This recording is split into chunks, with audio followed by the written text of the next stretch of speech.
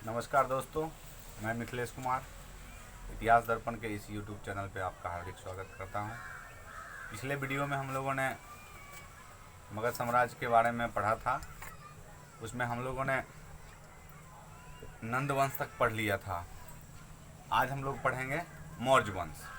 हम देखते हैं कि नंद वंश का अंतिम शासक जो घनानंद था, उसको पराजित करके चंद्रगुप्त मौर्य के द्वारा मौर्य वंश की स्थापना होती है। तो आइए हम लोग चलते हैं मौर्य वंश पे। इस सर्वप्रथम हम देखेंगे इसके जानकारी के स्रोत। हम जानते हैं कि प्राचीन इतिहास के जानकारी के दो महत्वपूर्ण स्रोत होते हैं, पुरातात्विक, साहित्यिक। तो साहित्यिक स्रोत में हम देखते हैं यहाँ पे बहुत सारे पुस्तक हैं, जैसे इंडिका, मेगास्थनीज का इंडिका, मुद्रा राक्षस, विशाख दत्त का मुद्रा राक्षस, चाणक्य का अर्थशास्त्र, और जैन और बौद्ध ग्रंथ के द्वारा भी मौर्य वंश के इतिहास के बारे में पता चलता है। इसमें देखते हैं क्षेमेंद्र का परिशिष्ट पर्व, उसके बाद दीपवंश, महावंश और अंत में पुराण। ये इन सब साहित्यिक स्रोतों से जैन मौर्य वंश के बारे में पता चलता है। अब हम आते हैं पुरातात्विक स्रोत पे। तो सबसे पहले देखते हैं कि अशोक का अभिलेख। सबसे पहले हम देखते हैं अभिलेख की बात होती है तो अभिलेख, जिसको हम लोग बोलते हैं अभिलेखों का अध्ययन, जिसको बोलते हैं एपिग्राफी। तो अशोक जो कि मौर्य वंश का एक महत्वपूर्ण शासक था, उसके अभिलेख से भी मौर्य वंश के बारे में पता चलता है। अशोक के अभिलेख को सर्वप्रथम 1750 ईस्वी में टी पेनथेलर के द्वारा खोजा गया था, जिसको सर्वप्रथम पढ़ने में सफलता पाया जेम्स प्रिंस हेप्क्यू द्वारा 1837 ईस्वी में। तो अशोक के अभिलेख से भी वहाँ के तात्कालिक आर्थिक, सामाजिक, धार्मिक जीवन पे प्रकाश पड़ता है। उसके आगे हम देखते हैं रुद्रदामन का जूनागढ़ अभिलेख। अगर आपसे क्वेश्चन आए कि वैसा कौन सा अभिलेख है जिससे मौर्य वंश और गुप्त वंश दोनों के बारे में पता चलता है, तो यह है रुद्रदामन का जूनागढ़ अभिलेख। इससे गुप्त वंश के बारे में पता चलता है और मौर्य वंश के बारे में पता चलता है। उसके बाद हम स्तूप की बात करें तो सांची का स्तूप है, जो कि अशोक के द्वारा बनवाया गया था। उसके आगे मृदभांड की बात करें तो इस समय के जो मृदभांड थे वो उत्तरी चित्रित धूसर मृदभांड हुआ करता था। भवन की बात करें तो यहाँ पे जो है भवन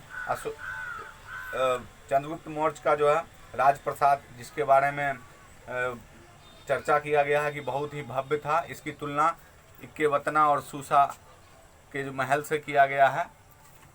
तो इस तरह से हम देखते हैं कि पुरातात्विक स्रोत के द्वारा भी मौर्य कालीन जो भी संस्कृति के बारे में पता चलता है। तो इस तरह से हम लोगों ने देखा मौर्य काल के जानकारी के स्रोत। अब हम लोग आते हैं सर्वप्रथम मौर्य वंश के संस्थापक चंद्रगुप्त मौर्य पे।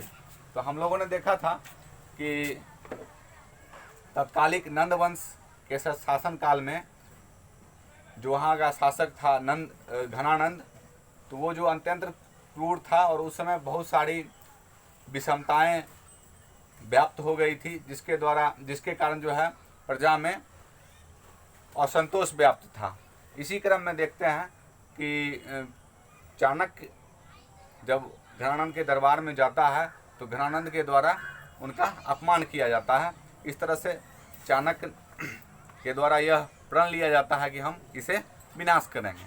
तो इसी कड़ी में हम आगे देखेंगे, मतलब कृदंत कथा के आधार पे यह मतलब कहा जाता है कि चाणक्य को जब वो विंध्य के जंगल से होकर गुजर रहे थे तो एक बालक को खेलते हुए देखे थे, राजकिलम।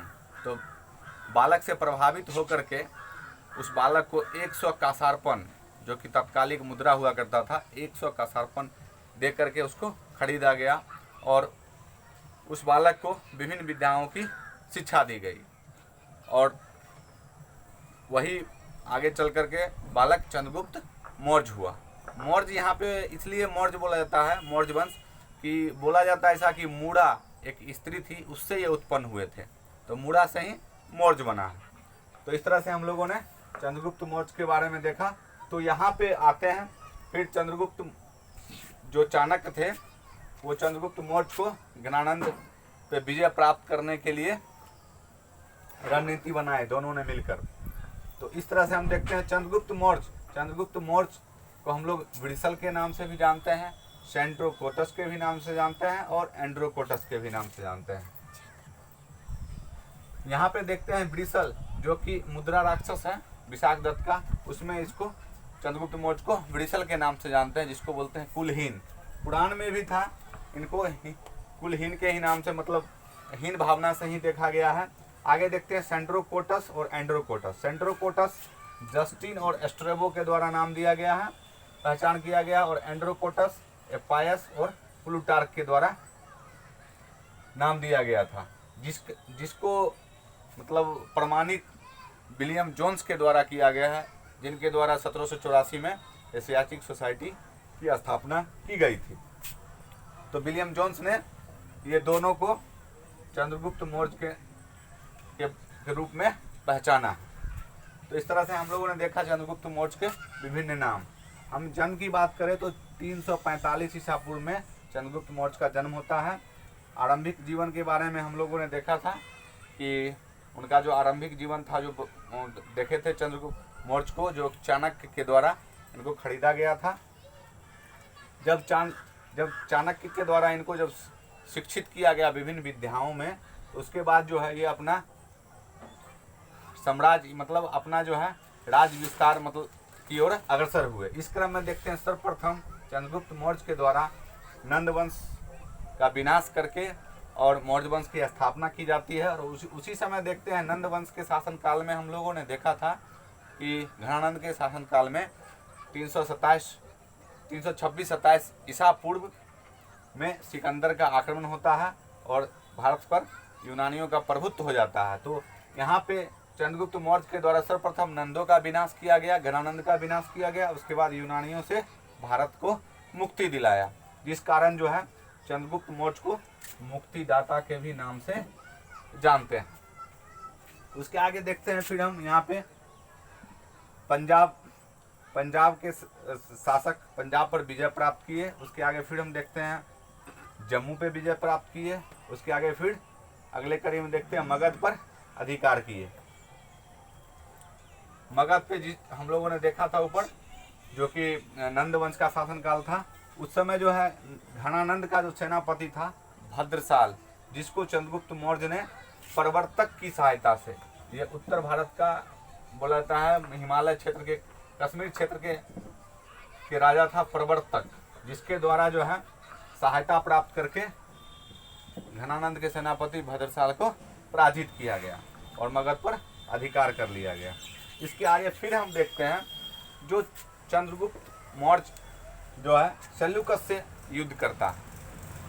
हम लोगों ने देखा था जब सिकंदर जब ब्यास नदी तक पहुंचा था और वहां से उसकी सेना जो है ब्यास नदी पार करने से इनकार कर दिया था, तो वो स्थल मार्ग से फिर पुनः अपने वापस लौट गया। और वापस लौटते समय जो उसके बहुत सारे सेनापति थे और उन्होंने अपने पिताजी को भी वहाँ विभिन्न प्रांतों का राजा यानी शासक नियुक्त करके वापस जा रहा था। तो इसी क्रम में देखते हैं जो सेल्यूकस निकेटर हैं, ये भी पश्चिम भारत मतलब पश्चिमोत्तर प्रांत का ये भी शासक था, यहाँ अधिकार था। तो सर्वप्रथम जो है चंद्रगुप्त मौर्य के द्वारा इससे युद्ध किया गया 305 ईस्वी में। यहाँ पे हम देखते हैं कि जब 305 ईस्वी में युद्ध किया गया सेल्यूकस निकेटर से, तो सेल्यूकस निकेटर जो है वो हार की ओर मतलब हारने को हो गया, मतलब अंततः वो हार गया। तो अंत में वो एक संधि किया और इस संधि के तहत जो है अपनी पुत्री कार्नेलिया या हेलेना की शादी जो है वो चंद्रगुप्त मौर्य से किया। अतः इस प्रकार हम कह सकते हैं कि अगर आपसे पूछा जाए कि भारतीय प्राचीन इतिहास में सबसे प्रथम अंतरदेशीय विवाह कौन सा था, तो यही चंद्रगुप्त मौर्य और कार्नेलिया की शादी। इसी संधि के तहत आगे हम देखते हैं काबुल, कंधार, मकरान और हेरात, ये 4 प्रांत जो था जो कि सेल्यूकस निकेटर के अधीन था उस समय, वो संधि के तहत जो है ये 4 क्षेत्र चंद्रगुप्त मौर्य को दिया गया।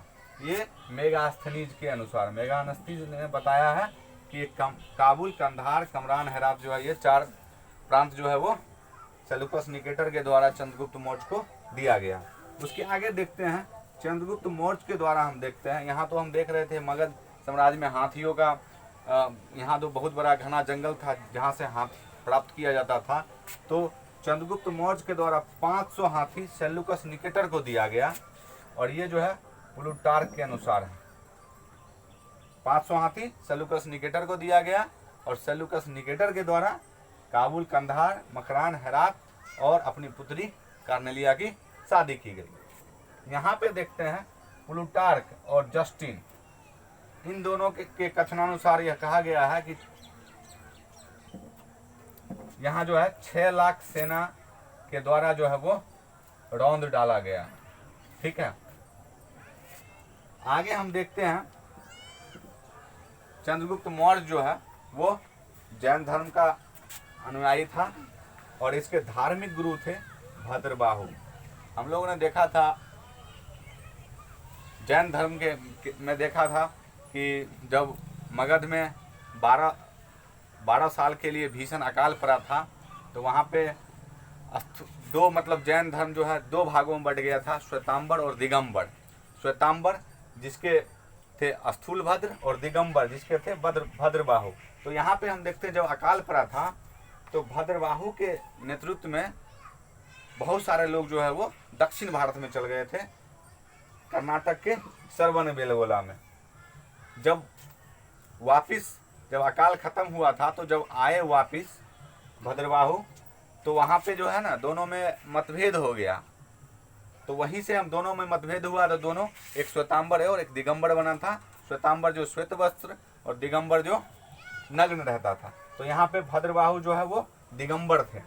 तो इनके धार्मिक गुरु भद्रबाहु थे जिनके साथ वो दक्षिण में गए थे।